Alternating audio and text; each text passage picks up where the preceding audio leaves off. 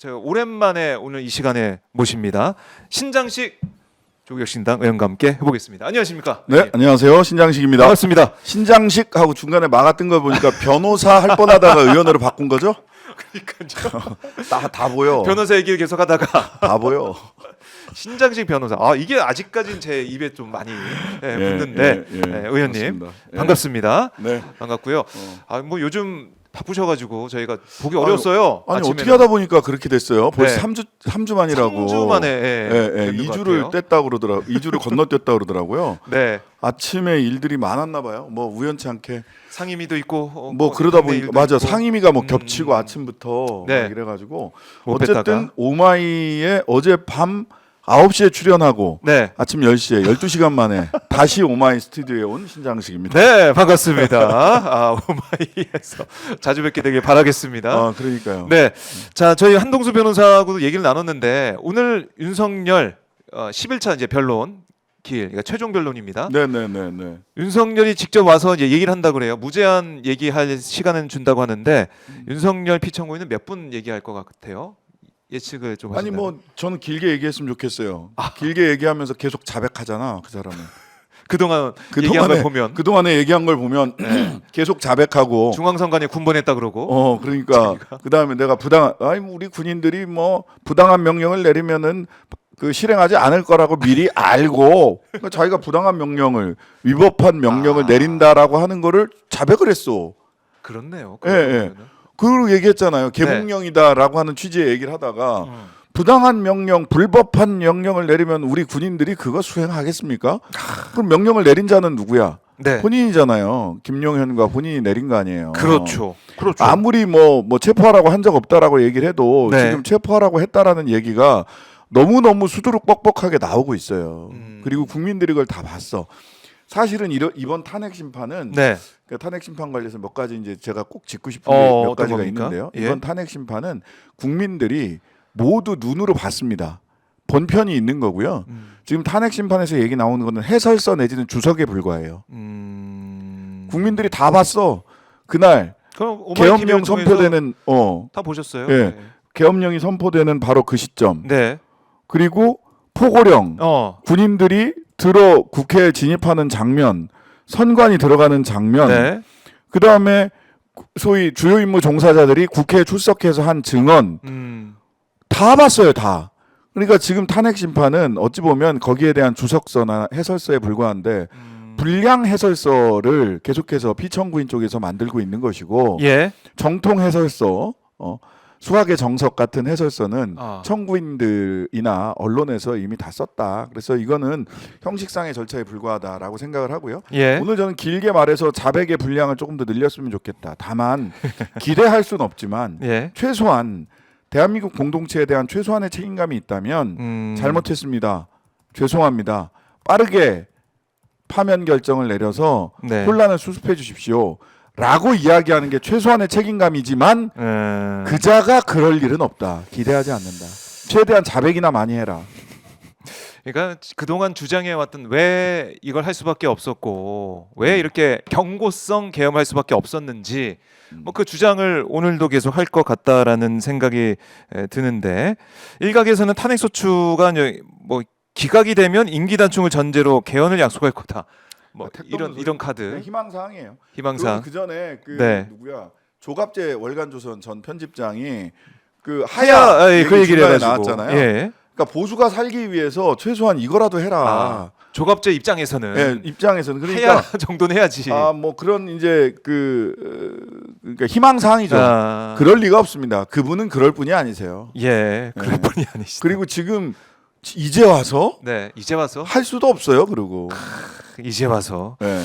그래서 그분은 그럴 분이 아니세요. 하야나 뭐 끝까지 임기 단축 이런 건 없다. 끝까지 두 가지일 텐데 네. 하나는 그 감옥에서까지 본인이 마치 그 야당이나 국회 네. 부정선거의 희생자이고 거기에 투쟁하는 투사다라고 하는 상징 자본을 가지고 나중에 국민의힘 쪽이나 보수 쪽에서 예. 당선이 되면 본인은 사면복권할 거다. 그러고 나면 다시 한번 뭘 해볼 수 있겠다라고 하는 망상이 생각만. 하나가 있을 거고요. 네. 그다음에 그거보다 더 깊은 믿음이 하나 있을 겁니다. 뭐요? 3월이 되면 운수가 대통하여 나에게 좋은 일이 생길 것이다. 아, 3월까지. 이 두 가지 기둥이 그를 버티는 힘이다. 아, 그래. 지금 뭐 유튜브도 못 보죠. 술도 못 마시고 있는데 어쨌든 그 두 가지 희망을 가지고 지금 그 버티고 있을 희망, 거다. 두 번째 희망은 누가 계속해서 전달해 줄까? 아, 김성훈일 겁니다. 메신저. 김건희와 윤석열 사이의 사랑의 메신저. 무속의 메신저? 무속의 메신저가 맞을 수 있겠네요. 예. 예, 무속의 메신저 역할을 하면서 계속 그 힘내라, 버텨라 이런 버텨라. 식으로 3월이 하니까. 되면 좋은 일이 있을 것이다. 그 예전에 그런 거 양야방 뭐 이런 중드에 보면 네. 그 양야방이라고 중드 진짜 저 재밌거든요. 못 봤습니다. 그거 보신 분들은 이제 나를 세야 되니까 함부로 예, 시작하지 마시고요. 양야방. 거기 보면 전서구로 예. 예. 이 스승님이 어. 속세에서 정치하는 사람들에게 이렇게 전령을 보내요. 아, 전서구 그런 게 있어요? 비둘기 비둘기. 발에다가 묶어가지고 착 보냅니다. 예. 지금 김성훈이 그런 역할. 비둘기죠. 비둘기. 비둘기 역할을 하고 있는 김성훈. 예, 예. 그래서 그걸 통해서 믿고 있는 부분이 있을 것이다. 두 가지가 당선되면 사면복권, 또 하나는 3월이 되면 운수대통. 그 두 가지입니다. 그 두 가지 주술의 힘. 주술의 힘 믿고 있을 것이다. 지금도 주술의 힘을 믿고 있을 것이다.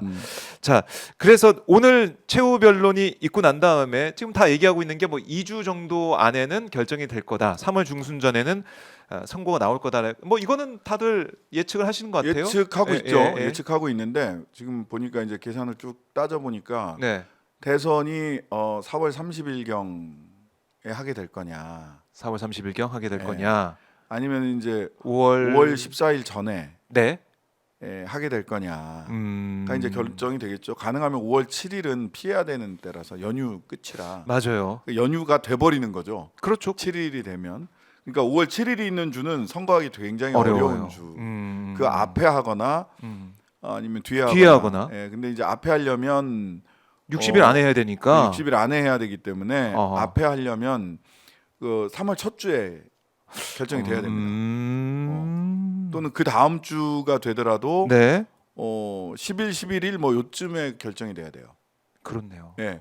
그렇게 해야 4월 30일 날 할 수 있어요. 그때도 60일이 다 안 되고 한 55일쯤. 근데 이제 선관위 쪽에서 실무 검토를 해본 결과 50일은 넘어가야 된다라고 하니까. 그래요. 예, 예. 이것도 따져봐야 되네. 예, 50일은 넘어가야 돼요. 선거운동 자체가 3주고요. 네. 선거운동 자체가 3주고 후보 등록이 그 전에 일주일 전에 후보 등록을 해야 돼요. 그러니까 선거운동이 후보 등록부터 투표일까지가 한 달 딱 걸립니다. 4주. 예. 그래서 5월 이 5, 6 있는 이 연휴 때는 어렵고. 그거긴 피해야죠. 근데 그 다음 주 아니면은 그보다 더 빠르게 된다면 4월 30일이 그 마지막이고요. 그러면은 이 5월 1일 날은 또 노동절이라서 맞아요. 그 대형 사업장들은 쉽니다.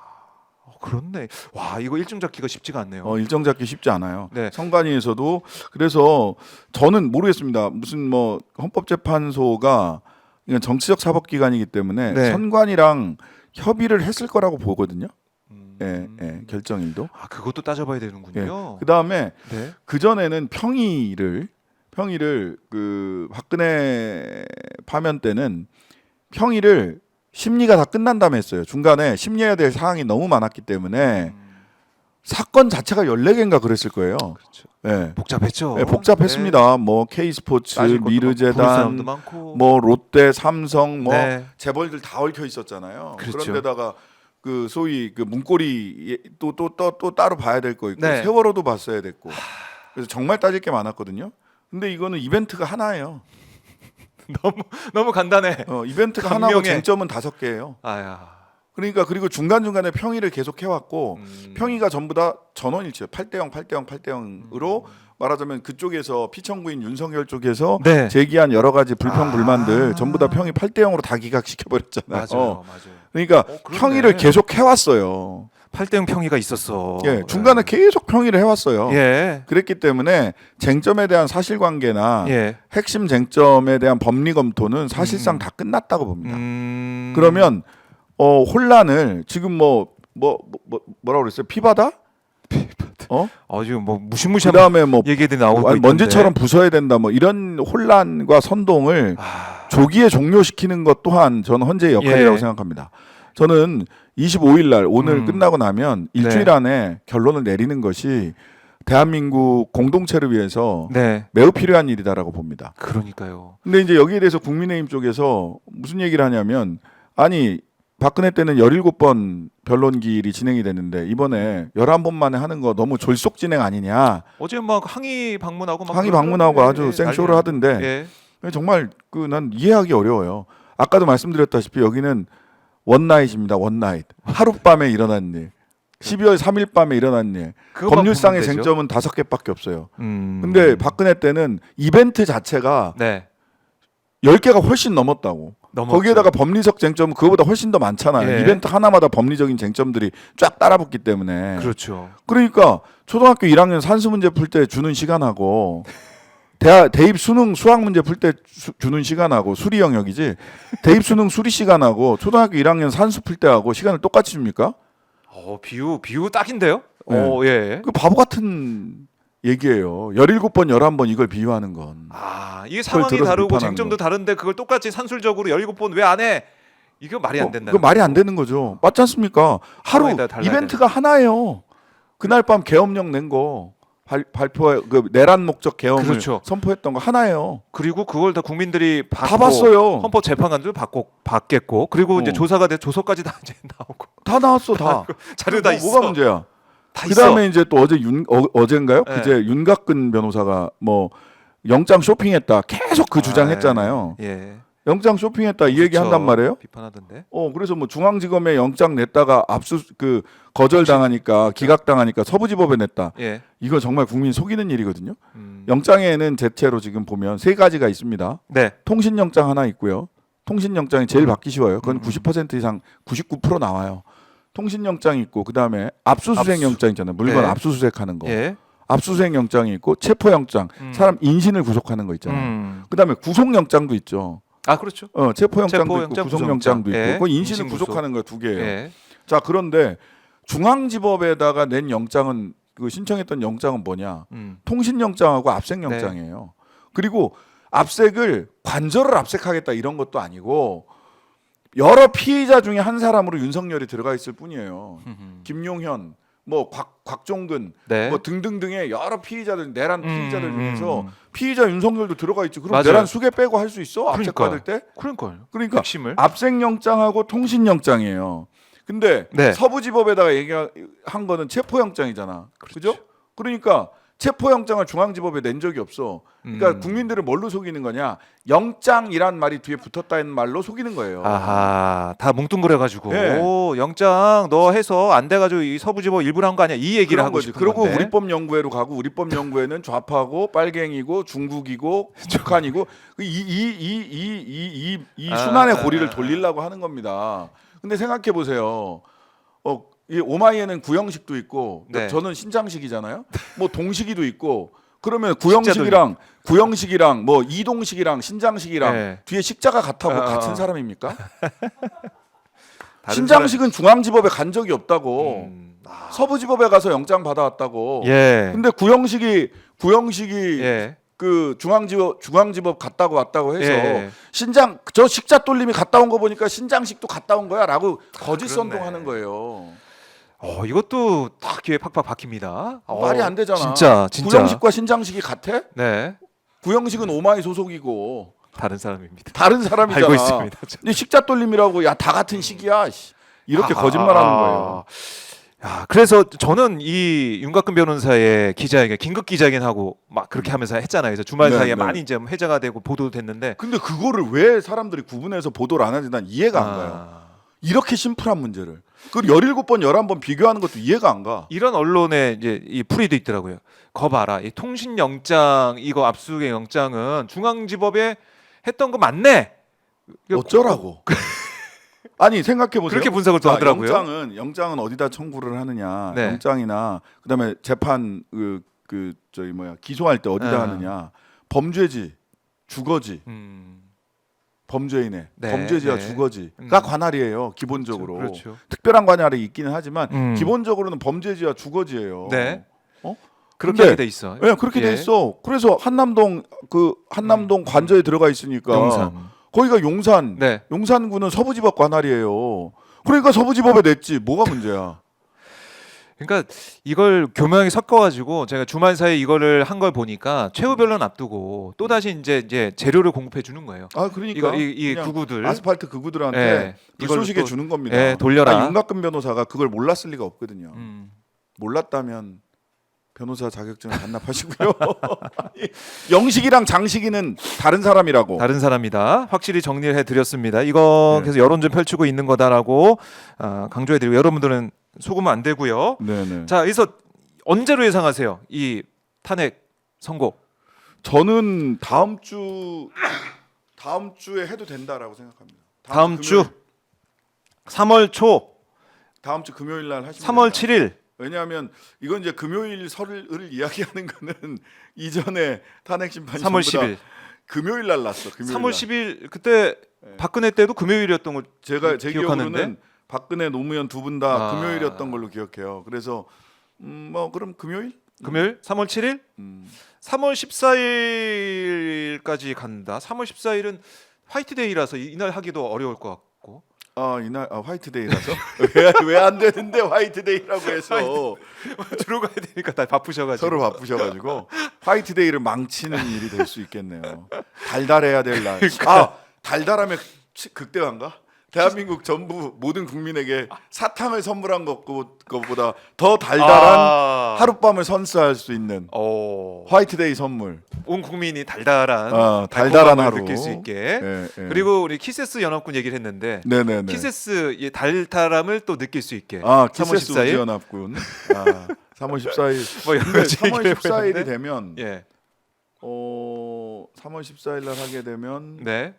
60일 그러면은 이내니까 5월 5월 13일 이전에 해야 돼요. 3월 달이 31일이기 때문에 5월 13일 이전에 해야 돼. 5월 13일 이전에 해야 되면은 자 5월 13일이나 12일 날 할 수 있지.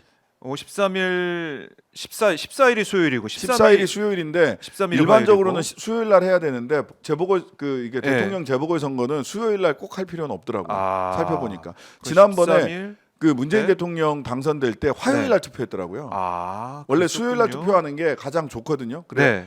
이건 약간 중간에 좀 그렇지만 예, 놀러 어디 가지 못 못하게 어디 못 가게 하는 건데 그렇네. 그러면 5월 만약 3월 14일 날 결정을 하시게 되면 3월 14일은 화요일인가요? 금요일인가요? 3월 14일 금요일입니다. 금요일. 예. 그러니까 7일이나 14일. 예. 근데 저는 14일까지 가면 25일부터 아. 14일까지 시간이 길어요.